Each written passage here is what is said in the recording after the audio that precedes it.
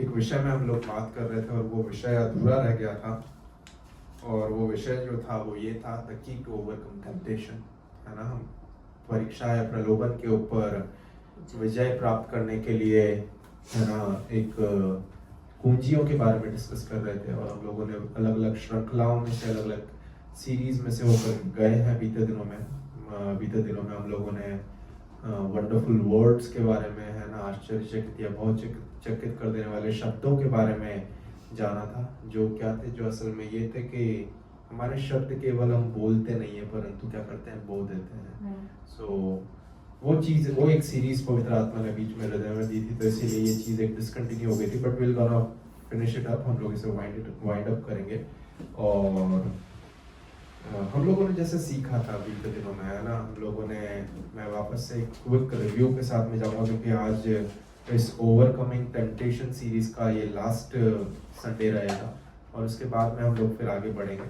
तो हम लोगों ने सीखे थे अलग अलग चीज़ों के विषय में, है ना। सबसे पहले हम लोगों ने मत्ती 26 अध्याय पद संख्या 41 में से देखा था। वहाँ पे प्रभु का वचन यीशु मसीह के द्वारा आपको और मुझे कुछ इस प्रकार बताता है। वो अपने चेलों को एक सिंपल इंस्ट्रक्शन देते हुए गतसमनी के बारे में बोलते हैं। और वे क्या बोलते हैं कि प्रार्थना करो, जागते रहो और प्रार्थना करो कि तुम परीक्षा में ना पढ़ो। तो हम लोगों ने एक चीज फिगर आउट करी थी प्रभु के वचन में से, और वो ये थी कि जब आप और मैं प्रार्थना का जीवन जीते हैं तो our prayer life is the key. आपका और मेरा प्रार्थना का जीवन जो है वो एक कुंजी बन जाती है, एक चाबी बन जाती है, जिसके द्वारा आप और मैं परीक्षा के ऊपर जय प्राप्त करने वाले हो सके, है ना। आज हम लोग थोड़ा सा बोल सकते हैं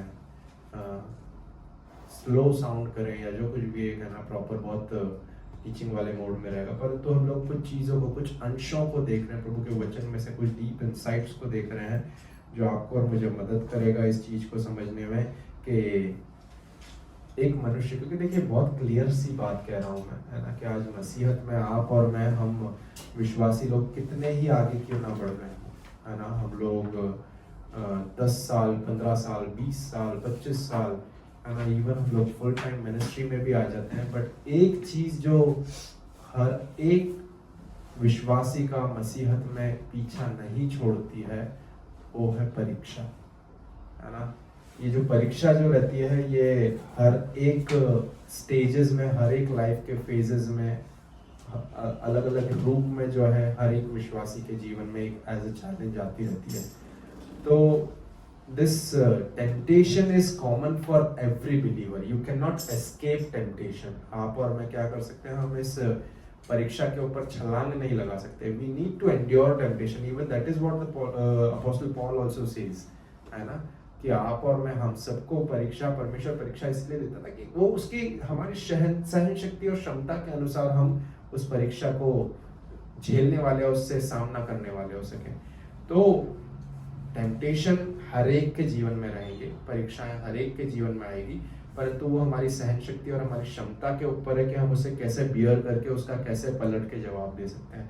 तो हर एक विश्वासी के लिए, जो प्रभु ने मुझे सिखाया, मैं आज आप लोगों को बांटना चाह रहा हूँ कि हर एक विश्वासी के लिए, यदि आप और मैं, क्योंकि हम लोग, ऐसा नहीं है कि केवल विश्वास के शुरुआती दिनों में ही हमारे जीवन में परीक्षाएं आएगी और उसके बाद में जब हम विश्वास में मैच्योर हो जाएंगे तो परीक्षाएं नहीं आएगी। नहीं, परीक्षाएं तब भी आएगी, हर एक स्टेजेस में, हर एक फेजेस में हमारी लाइफ के। We will see temptation, we will see challenges, we will see opposite circumstances rising against us. But आप और मैं यदि एक प्रार्थना का जीवन जिएंगे, because that is what Jesus said unto his disciple, that watch and pray so that you will not fall into temptation, है ना। जागते रहो और प्रार्थना करो कि तुम परीक्षा में ना पड़ो। अगर आप और मैं प्रेयरलेस लाइफ जी रहे हैं तो हम लोग प्रार्थना में, हम लोग परीक्षा में इजीली गिर सकते हैं। So instead of living a prayerless life, what you and I, आपको और मुझे, कलीसिया चर्च को, आपको और मुझे क्या करना है, एक प्रार्थना रहित जीवन नहीं जीना है, क्योंकि प्रार्थना रहित जीवन जो है वो परीक्षा में इजीली गिर जाने वाला जीवन होता है। परंतु आपको और मुझे प्रार्थना से भरा हुआ एक जीवन जीना है ना। हमने यीशु के जीवन में से इस चीज को देखा था कि यीशु मसीह क्या करते थे, कई बार एकांत में अलग अलग स्थानों पर जाकर के प्रार्थना करते थे। लूका 5 अध्याय पद संख्या 16 में से भी हम लोगों ने देखा था, वचन वहां पर क्लियरली बताता है ना, कि Jesus often withdrew to the isolated places, to the solitary places, and there he spent a whole night in prayer. है ना, वो क्या करता था, एकांत में पहाड़ों पर, जंगलों में, बीहड़ों में जाकर के प्रार्थना किया करता था। और वचन बताता है कि वो पूरी पूरी रात प्रार्थना किया करता था। होल नाइट प्रेयर का कंसेप्ट जो है वो आजकल के ज़माने में ट्रेंड करके इंट्रोड्यूस नहीं हुआ है, परंतु वो यीशु के टाइम पे Jesus was the inventor, Jesus was the one who discovered the concept of whole night prayer. और वो होल नाइट प्रेयर ने पता है क्या करा, मैं बिलीव करता हूँ कि that whole night prayer experience gave him the power to endure temptation, to overcome temptation, है ना। उस परीक्षा को सहन करने में या उस परीक्षा के ऊपर जय प्राप्त करने का जो सामर्थ्य दिया वो प्रार्थना ने दिया, है ना। प्रार्थना ने वो सामर्थ्य यीशु को दिया जिसके द्वारा वो उस परीक्षाओं के ऊपर, हर एक प्रलोभनों के ऊपर यीशु मसीह विजयी होने वाले हो सके। तो सबसे first and the foremost important thing that is important for the believer in the body of Christ to overcome temptation is to be a prayerful person. If you are a prayerful person, then you are a powerful person, and if you are powerful enough, then you can easily overcome temptation. यदि आप इतने सामर्थ्य हो जाते हैं प्रार्थना के साथ में, तो आप बहुत ही सरलता के साथ में हर एक परीक्षाओं का सामना करके उनके ऊपर जय प्राप्त करने वाले हो सकेंगे। प्रार्थना एक वो कुंजी है, एक वो जरिया है जिसके द्वारा आप परीक्षा या प्रलोभनों के ऊपर जय प्राप्त करने वाले हो सकेंगे। दूसरी कुंजी क्या है? दूसरी कुंजी है परमेश्वर का वचन। जितना आप और मैं परमेश्वर के वचन से लबालब भरे रहेंगे, उतना ही ज्यादा से ज्यादा हम परीक्षाओं से बचे रहेंगे। मैं फिर से इस चीज को कहना चाहूंगा, जितना आप परमेश्वर के वचन से भरे रहेंगे, उतना आप परीक्षा से बचे रहेंगे, है ना। ये एक स्लैंग बोल दें या एक थॉट बोल दें जो पवित्र आत्मा ने इस मोमेंट में हृदय में डाला है, वो यही है कि जितना आप परमेश्वर के वचन से भरे रहेंगे, जितना ये वचन आपके हृदय में, आपके मन, विचार, कल्पनाओं में, जितना ये वचन अधिकताई से भरा रहेगा, उतना ही आप परीक्षाओं से बचने वाले हो सकेंगे, परीक्षाओं का सामना करके उनके ऊपर जय प्राप्त करने वाले हो सकेंगे। मैं ऐसा क्यों बोल रहा हूँ? क्योंकि पौलुस प्रेरित ने हमको सिखाया है कुलुस्सियों की पत्री उसके 3 अध्याय पद संख्या 16 में से, है ना। वो प्रार्थना करता है चर्च ऑफ कोलोसियंस के लिए। वो क्या बोलता है कि मसीह का वचन तुम में अधिकताई से बसने वाला हो सके।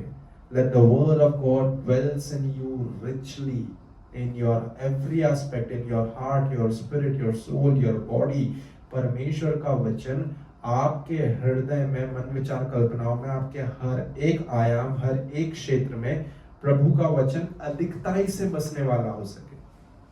और क्या होता है जब परमेश्वर का वचन अधिकताई से हमारे अंदर घर कर जाता है या हमारे अंदर बस जाता है? तो उसका आंसर आपको और मुझे डेविड ने दिया उसके जीवन में से। हमने दाऊद के जीवन में से देखा था, दाऊद ने क्या सिखाया आपको और मुझे। भजन संहिता 119 अध्याय पद संख्या 9 और 11 में प्रभु का वचन क्या कहता है? वहां पर दाऊद क्लियरली बोलता है कि जवान अपनी जवानी को कैसे शुद्ध करने वाला हो सके, तेरे वचन के अनुसार चल। और 11वीं पद संख्या में दाऊद बोलता है कि मैंने तेरे वचनों को अपने हृदय में रख छोड़ा है कि तेरे विरुद्ध पाप ना कर सकूं। I have kept your word inside of my heart so that I will sin no more against you. देखिए, बहुत सिंपल कंसेप्ट है आज की सुबह आपको और मुझे सीखने को मिल रहा है कि जब परमेश्वर का वचन हमारे अंदर, प्रभु का वचन का पर्पस बहुत अलग अलग जगहों पर, अलग अलग जगह से विशेष करके बताता रहता है, परंतु शायद तिमोथी इस बात को कहता है कि परमेश्वर के वचन जो है वो मनुष्य के सुधार की शिक्षा के लिए दिया गया है, सो दैट मनुष्य जो है वो सुधार, अपने जीवन को सुधार करने वाला हो सके, है ना। आपको और मुझे समझना है कि प्रभु का वचन जो है वो हमारे जीवन में इसीलिए इंट्रोड्यूस कराया गया है। हम परमेश्वर के वचन से परिचित हमारे जीवन में इसीलिए हुए हैं, सो दैट हम पापमय जीवन से मुक्त जीवन जीने वाले हो सके। आमीन, हालेलुया, है ना। जब राजा दाऊद बोलता है कि मैंने तेरे वचनों को, तेरी वाणी को, तेरे जो भी तूने कहा है उन सारे वचनों को अपने हृदय में रख छोड़ा है, तो वो राजा दाऊद क्यों बोल रहा है? वो ये बोल रहा है बिकॉज जब परमेश्वर के वचन को हम हमारे अंदर उतार लेते हैं तो वो हमारे अंदर एक कैपेसिटी को, एक इम्यूनिटी को डेवलप करता है। मैं इस चीज को फिर से क्लियरली बोलना चाहूंगा, है ना। एक रोग प्रतिरोधक क्षमता जिसे हम लोग सुनते हैं या बोलते हैं, इम्यूनिटी को डेवलप करता है to not to sin against, to ज्यादा और ज्यादा पाप ना करने वाले हो सके। परमेश्वर का वचन जब आप और मैं हमारे हृदय में रख लेते हैं, जैसा वचन कहता है भजन 119 पद संख्या 11 में, राजा दाऊद जो बोल रहा है उस चीज को कि मैंने तेरे वचनों को अपने हृदय में रख छोड़ा है कि मैं तेरे विरुद्ध पाप न करने वाला हो सकूं। जब आप और मैं, जब कलीसिया परमेश्वर के वचन को अपने हृदय में रख लेती है, तो परमेश्वर के वचनों को अपने हृदय में रखा जाना आपके आत्मा में, आपके शरीर में एक इम्यूनिटी को डेवलप करता है, एक इम्यूनिटी को बिल्डअप करता है। और वो इम्यूनिटी किससे लड़ती है? हर एक पाप की लालसाओं से लड़ती है, हर एक वो टेम्पटिंग ऑफर से लड़ती है, हर एक वो एल्यूर करने वाले, वो सड्यूस करने वाले, हर एक आपको पाप के फंदे में गिरा देने वाले, वो हर एक शत्रु के हर एक टेम्पटेशन से लड़ने की इम्यूनिटी जो है वो परमेश्वर का वचन आपके हृदय में रखे जाने के द्वारा बिल्डअप करता है ना। इम्यूनिटी हम लोग सब समझते हैं क्या होता है, मेडिकल साइंस बताता है इम्यूनिटी जो रहती है वो एक रोग प्रतिरोधक क्षमता होती है ना। इम्यूनिटी का अर्थ ही ये है कि किसी भी रोग से उससे लड़ने की क्षमता जो हमारे शरीर की स्वयं की क्षमता होती है। किसी की इम्यूनिटी स्ट्रांग रहती है जो बहुत सारे आईसीयू में या ऐसे बहुत सारे इजीली बीमारी फैल जाने या संक्रमित हो जाने वाली एरियाज में काम करने में भी जो है वो व्यक्ति उसकी चपेट में नहीं आता, परंतु उसकी इम्यूनिटी स्ट्रांग रहती है। अरे तो 15 दिन से यहाँ पर ड्यूटी कर रहा है परंतु इसको कुछ भी ऐसा रोग का एक जरा सा कुछ भी नहीं हुआ। और किसी एक व्यक्ति को एक ही दिन में जब आईसीयू में ड्यूटी करने जाता है, वहां पर उस इतने ढेर सारे अलग अलग व्यक्तियों के साथ में, बीमारी वाले लोगों के साथ में रहता है और अगले दिन वो स्वयं भी बीमार हो जाता है। हम लोग क्या कहते हैं, इसकी इम्यूनिटी बहुत वीक है।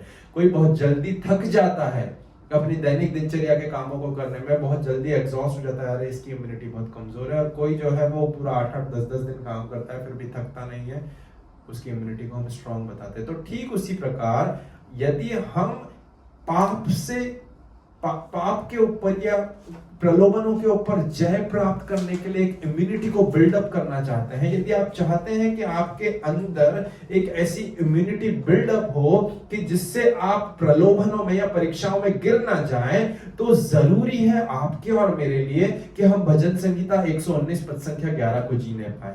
यदि हम चाहते हैं कि हम पाप रहित जीवन, प्रलोभन में गिरने वाला जीवन ना जिए, परीक्षाओं में पड़ने वाला जीवन ना जिए, यदि हम चाहते हैं कि प्रभु मेरे जीवन में कोई भी परीक्षाएं ना आए, कोई भी उतार चढ़ाव ना आए, यदि हम चाहते हैं कि प्रभु हर एक परीक्षाओं के ऊपर मैं जय प्राप्त करने वाला हो सकूं, उनके ऊपर, उन प्रलोभनों के ऊपर, उन टेम्पटेशंस के ऊपर मैं ओवरकम करने वाला हो सकूं, then you and I we need to work upon, then you and I we need to live according to Psalms 119 verse 11 that says that your word I have kept in my heart so that I will not sin against you। तेरे वचनों को मैंने अपने हृदय में रख छोड़ा है कि तेरे विरुद्ध पाप ना कर सकूं।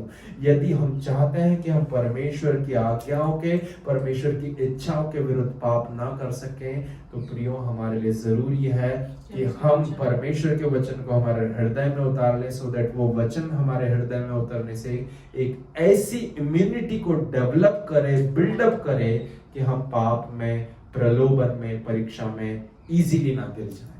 आमीन। तो हमने दो चीजें सीखी थी, सबसे पहला प्रार्थना का जीवन, दूसरा वचन की भरपूरी। तीसरा चीज जो आज आपके और मेरे लिए जरूरी है वो ये है आत्मा की परिपूर्णता। यदि हम प्रार्थना से भरे हुए प्रार्थना वाले व्यक्ति हैं, यदि हम वचन से भरे हुए व्यक्ति हैं और उसके साथ में हम आत्मा से परिपूर्ण हैं, है ना। यदि हम आत्मा से परिपूर्ण हैं, मैं आपको कहना चाहूंगा हम लोग परीक्षाएं, प्रलोभनों के ऊपर जय प्राप्त कर लेंगे। प्रभु का वचन क्या कहता है? गलातियों 5 अध्याय पद संख्या 16 में प्रेरित पौलुस क्लियरली बोलता है, वो बोलता है मैं तुमसे कहता हूं कि आत्मा के चला चलो तो तुम शरीर की अभिलाषाओं को पूरा ना करोगे, किसी रीति से ना पूरा करोगे, है ना। हम लोगों ने एक बहुत अच्छी सीरीज में इस वचन को ऑलरेडी कवर करा था, स्पिरिचुअल मैच्योरिटी को लेकर के, है ना, कि the catalyst for spiritual maturity and the hindrances for spiritual maturity. पौलुस प्रेरित कितना क्लियरली आपको और मुझे बोल रहा है कि मैं तुमसे कहता हूं आत्मा के अनुसार चलो तो तुम शरीर की अभिलाषाओं को किसी भी रीति से, by any means, you will not fulfil the lust of your flesh, the desires of your flesh. आपको और मुझे समझना और सीखना है प्रियो आज की सुबह। यदि हम चाहते हैं कि नहीं, मैं फ्लैश ड्रिवन ना होने वाला हो सकूं, मेरा शरीर जो चाह रहा है मैं मेरे शरीर के चलाए चलने वाला ना हो सकूं, परंतु मैं मेरी आत्मा के चलाए चलने वाला हो सकूं। और मैं क्योंकि देखिए, शरीर के चलाए चलेंगे तो कहीं ना कहीं किसी मोड़ पे, किसी लाइफ के एक ऐसे पॉइंट में आएंगे जहां पर हम उस टेम्पटेशन का सामना करके उस टेम्पटेशन में गिर जाएंगे।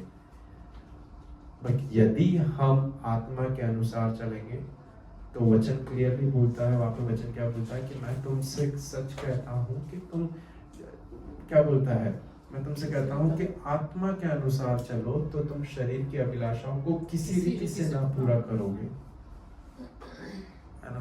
क्योंकि शरीर की अभिलाषाओं का एट द एंड कंक्लूजन क्या है, टेम्पटेशन में गिरा देना। बट आत्मा के अनुसार चलना जो है वो हमारा एक रूट जो है वो रीराउट कर देता है। कई बार हम लोग जीपीएस से या गूगल लोकेशन से जाते हैं तो हम लोग एक दूसरे रास्ते से निकलते हैं, तो क्या होता है कई बार वो गूगल जीपीएस जो रहता है वो रीराउट कर देता है उस चीज को, है ना। वो सारे नैरो पाथ या जहाँ पे ट्रैफिक जाम वाला पाथ है या ये जो भी चीजें, जितने भी ऑब्स्टिकल्स रहते हैं उन सबको वो साइड करके वो हमारे लिए शॉर्टेस्ट रूट भी निकाल करके देता है। Amen. Likewise in the same way, जब आप और मैं आत्मा के अनुसार चलेंगे ना, तो आत्मा के अनुसार चलने से आपके और मेरे जीवन में पता है क्या होगा, वो आपको और मुझे परीक्षाओं के ऊपर जय प्राप्त करने में मदद करेगा।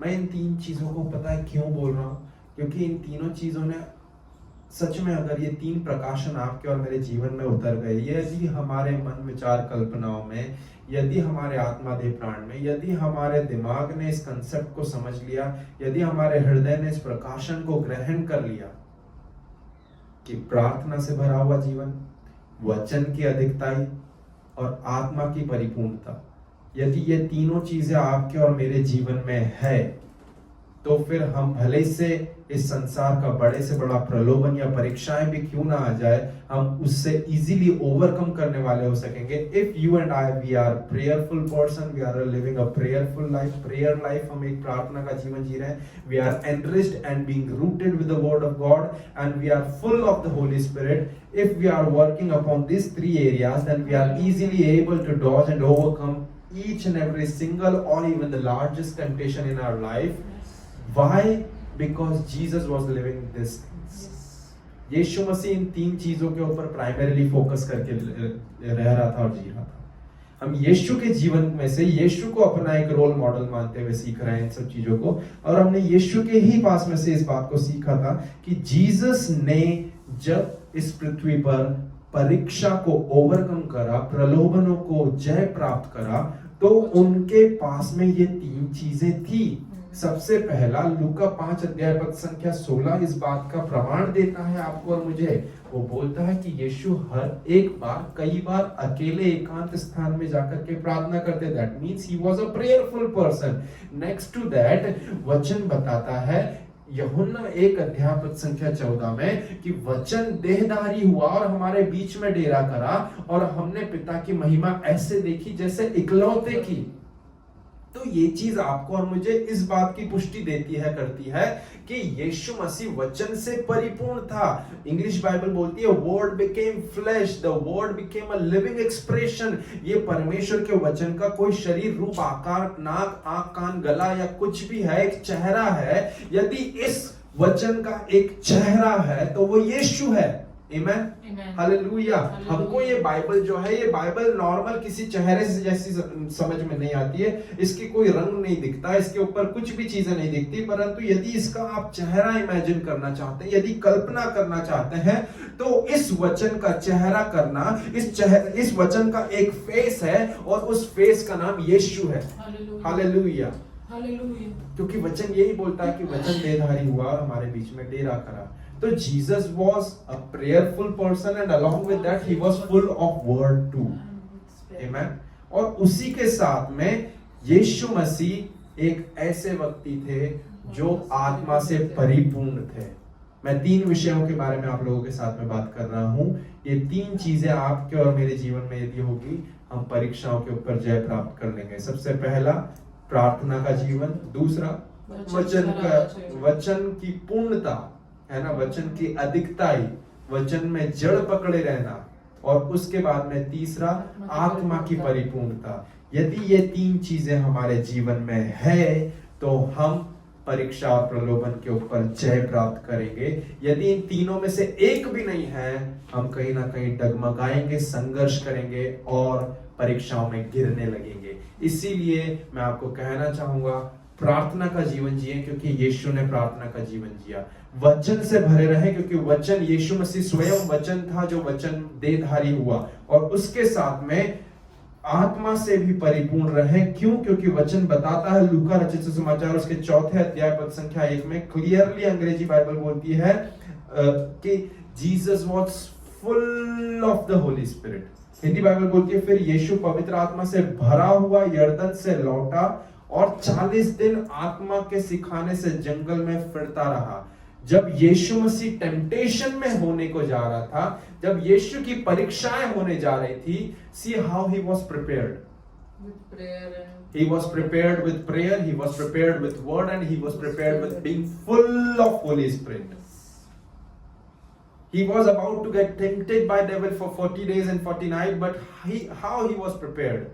He didn't went in 40 days fasting. हाँ, वो वहां पर वचन बताता है कि वो 40 दिन उपवास प्रार्थना में, तो वो वहां पर 40 दिन भूखा और प्यासा था। पर वो 40 दिन भूखा और प्यासा रहने के साथ में उसके आत्मिक अस्त्र शस्त्र और हथियार क्या थे? filled with prayer. उसके लिए आत्मिक अस्त्र शस्त्र और हथियार ये थे, आत्मा से भरा रहना, वचन से भरा रहना और प्रार्थना से भरा रहना। यदि आप और मैं प्रार्थना से, वचन से और आत्मा से भरे रहेंगे, मैं कह रहा हूं टेम्पटेशन भले से कितना भी बड़ा सारा क्यों ना हो, कितना ही पहाड़ सा भी क्यों ना हो, मैं बोल रहा हूं आप उसे इजीली डॉज करने वाले हो सकेंगे, इजीली ओवरकम करने वाले हो सकेंगे, if you are filled with prayer, filled with word and filled with full of Holy Spirit. अंग्रेजी बाइबल बहुत अच्छे से बोलती है। मैं चाहूंगा कि हम इस वचन को पढ़ें। लूका 4 अध्याय पद संख्या 1, वहां पर वचन क्या बताता है? Then Jesus full of the Holy Spirit. Then Jesus full of the Holy Spirit. Not partially filled, not 75% filled, not 50% filled, not 25% filled, but 100% full of Holy Spirit. मैं केवल एक इसी पद संख्या पे ध्यान देना चाहूंगा, full of Holy Spirit. पवित्र आत्मा से भरा हुआ था।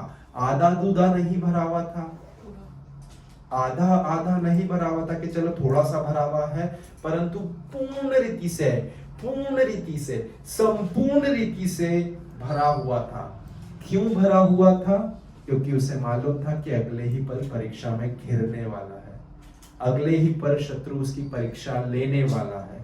जब आप और मैं जानते हैं कि मेरे जीवन में एक ऐसा सीजन आ रहा है जहां पर शैतान मुझे बरगला सकता है, डगमगा सकता है, मैं इस फंदे में गिर सकता हूं, प्रेरित पौलुस के उस वचन को याद करें कि आत्मा के अनुसार चलो तो शरीर की अभिलाषाओं को किसी रीति से पूरा ना करोगे। और इसीलिए इसी वचन को यीशु ने जिया, वचन के अनुसार यीशु ने आत्मा से परिपूर्ण हो गया, आत्मा से भरपूर हो गया, फुल हो गया, और जब फुल होने पाया तो उसने शरीर की अभिलाषाओं के ऊपर जय प्राप्त करने पाया।